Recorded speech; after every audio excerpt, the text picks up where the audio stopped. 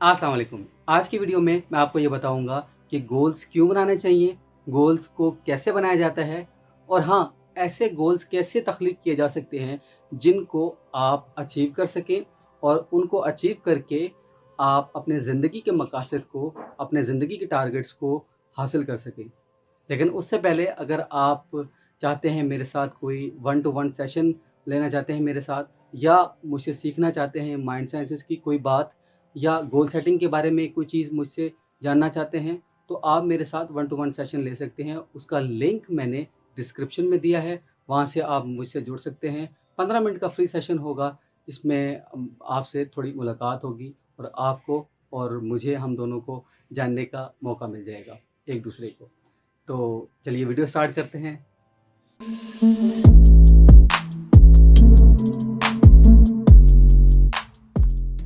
मेरा नाम है बुरेर अली हुसैन और मैं एक कोच, ट्रेनर और माइंड साइंसेस एक्सपर्ट हूँ। और आज हम बात कर रहे हैं गोल क्यों बनाने चाहिए, कैसे बनाने चाहिए और ऐसे गोल्स कैसे हम तख्लीक कर सकते हैं जिनको हम अचीव करके अपने टारगेट्स, अपनी ज़िंदगी के मकासद को हासिल कर सकें। तो सबसे पहला पॉइंट ये है कि हम सब गोल्स बनाते हैं, इसलिए गोल्स बनाने चाहिए। अब आप कहेंगे कि मैंने तो अपनी ज़िंदगी में कोई गोल नहीं बनाया, और बहुत सारे लोग आपने ऐसे देखे होंगे अपने इर्द-गिर्द जो कि गोल्स नहीं बनाते हैं, जो इस चीज़ से मावरा हैं और इस चीज़ का अंदाज़ा ही नहीं है उनको कि गोल्स भी कुछ चीज़ होते हैं। ज़िंदगी में मकासद, ज़िंदगी में अपने एम्स, टारगेट्स तय करने चाहिए। लेकिन मैं आपको बताऊँ एक माइंड साइंस एक्सपर्ट होने के नाते कि हम सब गोल्स बनाते हैं, लेकिन हम उनको अपनी जो सोच है, अपनी सबकॉन्शियस में, अपने तहत-ए-शऊर में कहीं पीछे रखे बैठे होते हैं और उन पर ज़्यादा ज़ोर नहीं देते।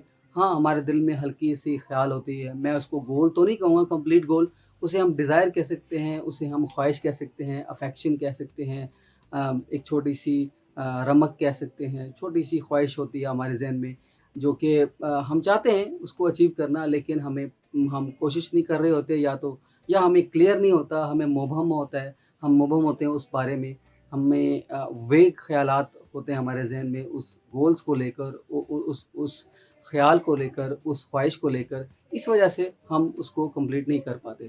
तो गोल्स सब बनाते हैं, लेकिन ये हमें इस चीज़ का इदराक नहीं होता, हमें इस चीज़ का अंदाज़ा नहीं होता कि हम गोल्स बना रहे हैं, हमारे अंदर कोई ना कोई ख़्वाहिश, कोई ना कोई डिज़ायर किसी न किसी सूरत में मौजूद है।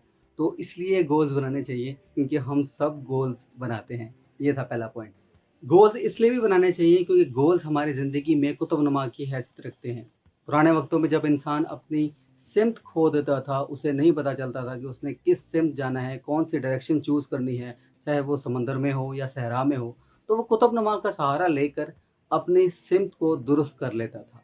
आजकल के दौर में अगर आपको ये नहीं मालूम कि आप किस तरफ जा रहे हैं, आपको अपनी ज़िंदगी का मकसद नहीं मालूम, आपको ये नहीं समझ में आ रही कि आप दुनिया में किस लिए आए हैं, बहैसियत इंसान, बहैसियत मुसलमान आपको गोल्स क्रिएट करने होते हैं। गोल्स का सहारा लेकर आप अपनी ज़िंदगी की सिमत को दुरुस्त कर लेते हैं और अपने मकसद को पा लेते हैं।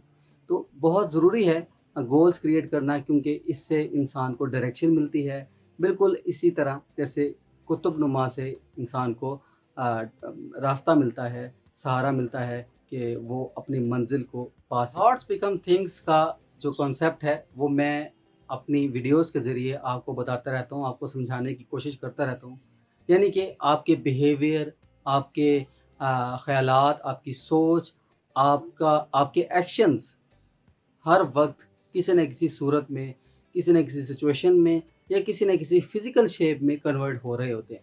तो गोल्स बनाने इसलिए भी ज़रूरी हैं कि आप अपने ख़यालात, आप अपने बिहेवियर्स, आप अपने हैबिट्स, आप अपने एक्शंस को सीधा कर लें और उसे एक सिमत में कर लें, ताकि वो तमाम एक्शंस, वो तमाम ख़यालात, वो तमाम सोचें, वो तमाम आदत आपकी किसी एक चीज़ में, किसी एक मकसद में कन्वर्ट हो जाएँ और आपको अपना मकसद जल्दी से जल्दी अचीव करने में आसानी हो और आप उसको अचीव कर लें और अपने टारगेट्स को, जो भी आपने ज़िंदगी में तय किए हैं, उनको भी अचीव कर लें। तो इसलिए भी गोल्स बनाना ज़रूरी है, क्योंकि आपकी सोच हर वक़्त किसी न किसी चीज़ में कन्वर्ट हो रही होती है, चाहे वो कोई सिचुएशन हो या वो कोई फ़िज़िकल थिंग हो। अच्छा, अब हम बात कर लेते हैं उन गोल्स के बारे में जिनको हमें नहीं बनाना चाहिए, और जिनसे अवॉइड करना चाहिए, या वो गोल जो कि हमें डायरेक्शन लेस कर देते हैं, और उनसे हमें बचना चाहिए। तो सबसे पहले इस लिस्ट में है स्मार्ट गोल्स। स्मार्ट गोल्स नहीं बनाने चाहिए। आप सुनकर हैरान हो रहे होंगे। मैंने अक्सर देखा है कि कुछ किताबों में भी लिखा होता है और काफ़ी लोग इस पर तवज्जो देते हैं कि गोल स्मार्ट होने चाहिए, यानी कि specific, measurable, attainable, related, time bounded. इस तरह की इस्तिलाहात हैं, वो इस्तेमाल होती हैं स्मार्ट गोल्स के लिए। लेकिन मैं समझता हूँ, और मैंने अपनी जितनी भी तालीम हासिल की है माइंड साइंसेज़ के हवाले से, तो उसमें मैंने सीखा है कि ज़रूरी नहीं है कि गोल स्मार्ट ही हों। हाँ, स्पेसिफ़िक हो सकते हैं, टाइमली होने चाहिए, उसमें बहुत सारी चीज़ें हम ऐड करते हैं, लेकिन ज़रूरी नहीं है, हर वक़्त ये चीज़ ज़रूरी नहीं है कि हम स्मार्ट गोल्स ही बनाएँ। मुख्तलिफ भी हो सकते हैं, इसके कई और तरीके भी हो सकते हैं। मैं आने वाली वीडियोज़ में बहुत सारे और तरीके भी बताऊँगा कि गोल्स कैसे क्रिएट किए जाते हैं, स्मार्ट गोल्स से हटकर। दूसरा ये कि ऐसे गोल्स बिल्कुल भी बनाने नहीं चाहिए जो कि आपको नाखुश कर दें। हम समझते हैं कि इतने मुश्किल और इतने बड़े और इतने अजीब से गोल्स बनाने चाहिए जिनको हम देख के ही डर जाएँ। यानी कि बड़ा होने का मकसद हमारे ज़हन में ये होता है कि इतना मुश्किल और इतना पेचीदा और इतना डिफ़िकल्ट गोल जिनको हम सोचते हुए भी डरें कि हम इसको कैसे अचीव करेंगे। तो गोल कोई भी ऐसा नहीं होना चाहिए जो कि आपको नाखुश कर दे, जो आपको सैड कर दे, जो आपको दुखी कर दे। गोल ऐसा होना चाहिए जो आपको पैशनेट करे, जो आपको खुश करे, और जिसको अचीव करने के लिए आप हर वक़्त तैयार हों, जिसको हासिल करने के लिए आप आप कुछ भी करने को तैयार हों, कोई भी जायज़ काम बिल्कुल। ये ज़रूरी है कि कोई भी जायज़ काम आप करने के लिए तैयार हों अपने गोल को हासिल करने के लिए। अगर आपने कोई गोल बनाया है लेकिन उसका कोई मकसद नहीं है, उसकी कोई रीज़न नहीं है, कोई वजह नहीं है उसको अचीव करने की, तो यकीन जानिए वो गोल अचीव नहीं होगा। मैंने अक्सर देखा है, क्योंकि मैं माइंड साइंसेज़ पढ़ाता भी हूँ और इन सारी चीज़ों से गुज़रा भी हूँ। कुछ मेरे गोल्स भी ऐसे थे जिसके पीछे कोई मकसद नहीं था, तो वो गोल अचीव नहीं हुए। तो आप भी इस चीज़ को ज़हन-नशीन कर लें कि जब भी कोई गोल बनाएँ, उसके पीछे कोई मकसद हो, कोई वजह हो, रीज़न हो, पर्पज़ हो, तो तभी आप वो गोल अचीव कर पाएँगे, तभी आप अपने मकसद को, अपने टारगेट को अचीव कर पाएँगे। वरना यकीन जानिए कोई फ़ायदा नहीं है ऐसे गोल का जिसके पीछे कुछ है ही नहीं, कोई वजह ही नहीं है, कोई मोटिवेशन नहीं है, कोई इंस्पिरेशन नहीं है, कोई मकसद नहीं है आपका, तो वो बेफ़ायदा है, बेसूद है। अब आते हैं कि हम कोई गोल कैसे क्रिएट करते हैं, वो मराहिल क्या हैं, वो तरीक़ाकार क्या है। तो सबसे पहली चीज़ ये है कि हम गोल को क्रिएट करने से पहले अपना मकसद, अपना पर्पज़, जो कि मैंने पहले भी बताया अभी इसी वीडियो में, कि वो डिटरमाइन कर लेते हैं, वो उसका तयन कर लेते हैं कि हमारा मकसद क्या है, हम क्या अचीव करना चाहते हैं। उस मकसद को, उस वजह को, उस रीज़न को ज़हन में रखते हुए हम गोल क्रिएट करते हैं और कोशिश करते हैं कि सादा ज़ुबान में एक आसान से तरीके से के साथ, कोई बहुत मुश्किल तरीके से नहीं, कोई बहुत बड़ा और एक पूरा सफ़ा नहीं भर देते या पूरी तकरीर नहीं कर देते गोल को समझाने के लिए। हम आसान से लफ्ज़ों में 1 या 2 लाइनों में कोशिश की जाती है कि गोल क्रिएट की जाए। उसके बाद गोल में क्लैरिटी पैदा करने की ज़रूरत होती है। अगर आपने कोई गोल बना लिया है, तो उसमें और क्लैरिटी पैदा करें। अगर आप समझते हैं कि आपका गोल क्लियर है, फिर भी उसमें और क्लैरिटी पैदा करें, ताकि जब आपको क्लियर होगा कि आपने ए पॉइंट से बी पॉइंट तक जाना है और इस तमाम रास्ते में मेरे पास ये मुश्किलात हैं, इन जगहों से गुज़रना है, ये चेक पॉइंट्स हैं, यहाँ पर मुझे चेकिंग करवानी है, यहाँ पर मैंने इस जगह से गुज़रना है, ये मोड़ है, ये खाई है। इन तमाम चीज़ों की अगर आपको क्लैरिटी होगी, आपको पता होगा, तो आप बहुत जल्दी से ए से बी पॉइंट तक पहुँच जाते हैं। तो इसी तरह गोल के साथ भी ये होता है, अगर आपको क्लियर हो कि आपके रास्ते में कौन-सी मुश्किलात आने वाली हैं, प्लानिंग ज़ाहिर है इसका एक बहुत निहायत ही अहम जुज़ है। गोल्स क्रिएट करने के बाद हम प्लान करते हैं कि उसको अचीव किस तरह किया जाए। तो और प्लानिंग में क्लैरिटी एक बहुत अहम जुज़ है कि हम ये तयन करते हैं कि गोल्स में क्लैरिटी पैदा करके हम अंदाज़ा लगाते हैं कि कितनी जल्दी हम उसको अचीव कर लेंगे, और हमें अपनी मुश्किलात का अंदाज़ा हो जाता है। और क्लैरिटी से ये भी होता है कि हमें पता लग जाता है कि अगर हमने अपना गोल अचीव करना है और उसमें ये मुश्किलात आएँगी, तो हमें किन-किन चीज़ों की ज़रूरत है, किन-किन टूल्स की ज़रूरत है, किन-किन चीज़ों की ज़रूरत है जो कि हम इक्विप करके अपने बैग में डालकर रख रख लें, ताकि बवक़्त ज़रूरत हम उस चीज़ को निकाल कर इस्तेमाल में लेके आ सकें और अपने गोल्स को आसानी से अचीव कर सकें। उसके बाद आते हैं डायसेक्शन।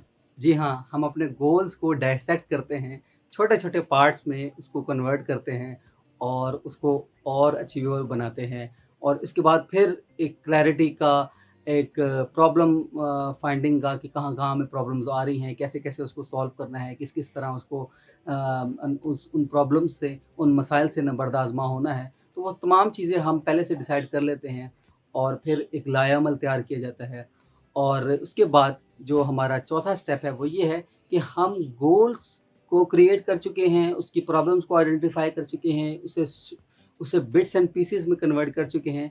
अब हमने डिज़ाइन करना है एक्चुअल प्लान ऑफ एक्शन, जो कि अमूमी तौर पर रिटन होता है, क्योंकि रिटन प्लान से क्लैरिटी पैदा होती है और हमें अंदाज़ा होता है कि हम ए पॉइंट से बी पॉइंट तक अगर हम जा रहे हैं, तो हमें किन-किन मुश्किलात का सामना होगा और हम उन तमाम मुश्किलात से कैसे नबर्द आज़मा होंगे।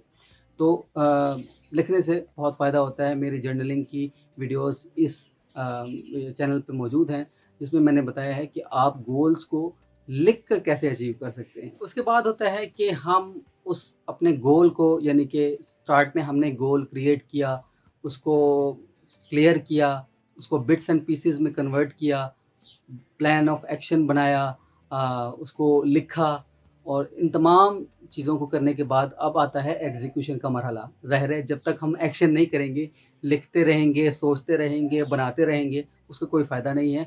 उसको कन्वर्ट भी तो करना है किसी चीज़ में, तो उसको कन्वर्ट करने के लिए हम उसको एग्ज़ीक्यूट करते हैं और उस पर एक्शनेबल जो इक़दाम उठाते हैं हम, अमली इक़दाम उठाते हैं कि हमें गोल्स को कैसे अचीव करना है। तो इन तमाम चीज़ों के बाद हमें ये अंदाज़ा होता है कि अब हमें कौन-सी मुश्किलात पेश आ रही हैं।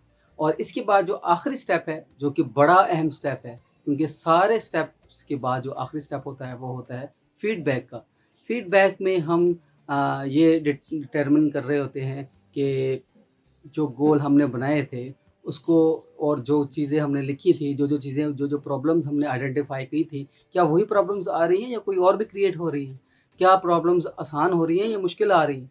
उन प्रॉब्लम्स को कैसे दूर करना है, उससे कैसे नबर्द आज़मा होना है और भी चीज़ें आ जाती हैं फीडबैक में, लेकिन मैंने एक होलिस्टिक सा एक ओवरव्यू दिया है आपको और आपको बताने की कोशिश की है कि गोल्स कैसे क्रिएट किए जाते हैं, गोल्स क्यों क्रिएट किए जाते हैं, कौन से गोल्स आप अचीव ना करें, यानी कि वो गोल्स ना बनाएँ, उन गोल से बचें और एक्चुअली भी मैंने एक छोटा-सा आपको प्लान ऑफ एक्शन बता दिया कि आप किस तरह अपने गोल्स क्रिएट कर सकते हैं। याद रखिए, अगर आप मेरे साथ 15 मिनट का एक फ्री सेशन लेना चाहते हैं मेरे से, तो आप वो भी ले सकते हैं। उसका लिंक मैंने डिस्क्रिप्शन में दिया हुआ है। वहाँ से आप मेरे साथ कनेक्ट हो सकते हैं।